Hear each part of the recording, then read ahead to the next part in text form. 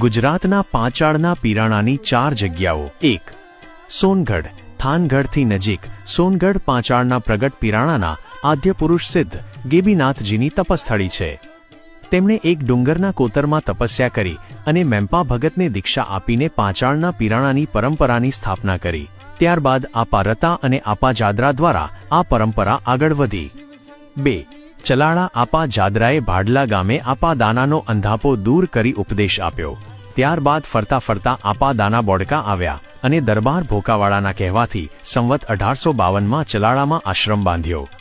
આ જગ્યાએ ધર્મની ધજા ખોડીને ગૌ સેવા અને ગોળ ચોખાનું સદાવ્રત ચાલુ કરવામાં આવ્યું. 3.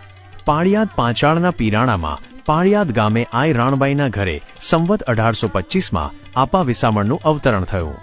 એકવાર આપા જાદરા અને આપા ગોરખાએ પાળિયાદ પધારી આપા ગોરખાએ શક્તિપાત કરાવીને વિસામણ